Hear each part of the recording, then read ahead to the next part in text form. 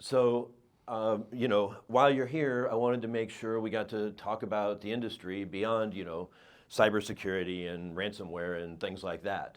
So, tell me, here we are, end of August, heading into September.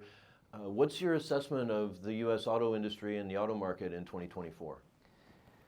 So let me start first at the macro, which is OEMs. So I think many OEMs are pivoting, resetting around the EV strategy. And how do they pivot?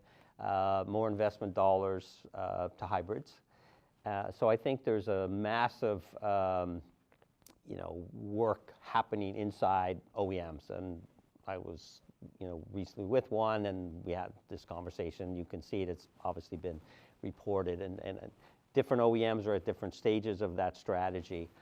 But clearly, there's a reset around EVs, and that's driving capital decisions. Where folks will invest their money, what investments will they defer, et cetera, how do they prioritize investments. So I think that's kind of first and foremost macro at the OEM level. Then kind of stepping down a little bit, I think then it becomes a little bit kind of brand specific. Obviously, there's a number of brands that have high levels of inventory or profitability and or profitability issues, again, very well reported by Automotive News. Thank you. And then there's other brands, where the inventory is low, and the profitability is good, demand is good, et cetera. So there's a little bit of tale of two cities there. However, against that backdrop, profitability is coming down versus where it was. It's still above 18 levels. I think there's this whole issue around affordability, and there's two aspects to me of the affordability issue. The first is car prices rose rapidly during the COVID era because of inflation. But the other kind of, I think, a little bit of a dirty secret we don't talk about very much in the industry is, since a lot of OEMs were capacity constrained in that period, they contented up the vehicles. Oh yeah.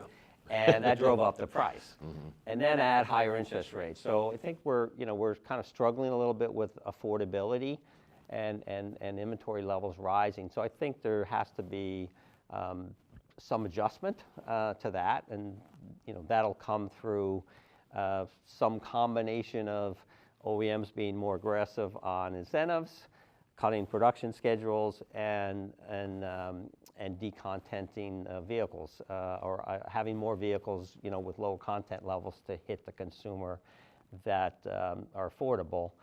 Fortunately, I think the one kind of green shoot here is that we're going to get lower interest rates. We're going to get lower interest rates, whether that comes in September, before the election, or after the election. It's pretty clear we're going to start to see the Fed lower rates, and that's already reflected in the yield curve. But I think that's kind of one of the green shoots here.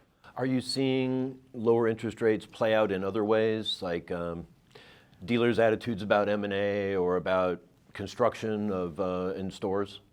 I think the dealers that are acquisitive continue to be acquisitive. I think interest rates haven't been, I don't think, that much of a factor to hold them off. I think it's more kind of valuations and valuation adjustments from the COVID peak and valuation expectations.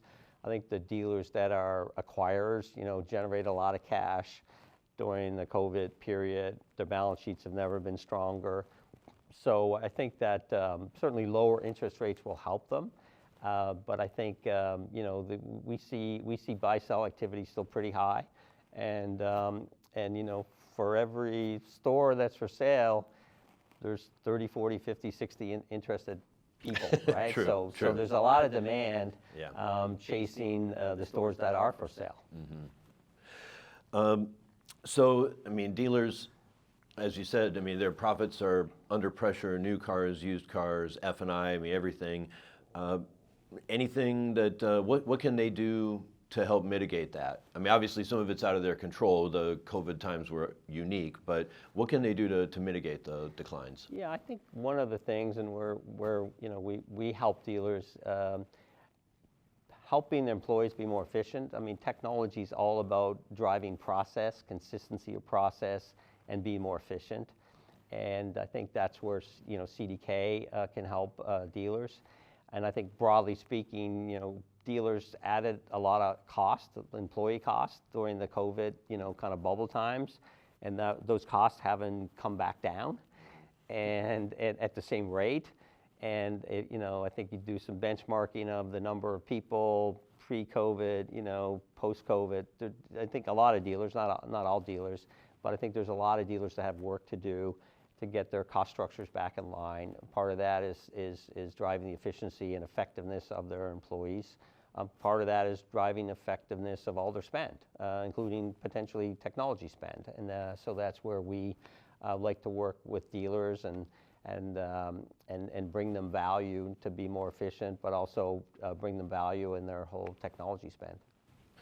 You started off talking about the automakers, trying to figure out where actual EV demand is, where the hybrid demand is, trying to get their portfolio straight. But it seems like in a lot of ways, the industry is a little bit, paralyzed. It's that deer in the headlights, trying to figure out or wait for this presidential election, to figure out where's the EV policy going to be, where's the industrial policy going to be. It seems like there are maybe bigger policy differences for the auto industry than there usually are.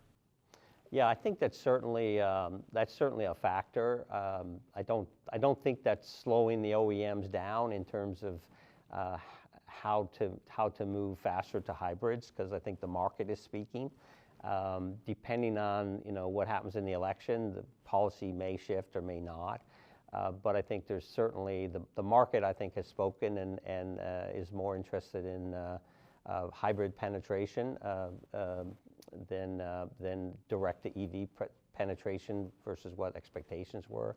But I think it's not abnormal in an election year for multiple industries to kind of slow things down a little bit, take a pause, see who wins, divided Congress, not a divided Congress.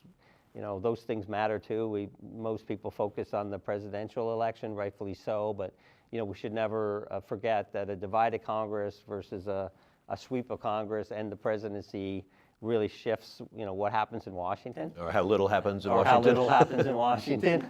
And so I think, that's the other, dynamic at play here too.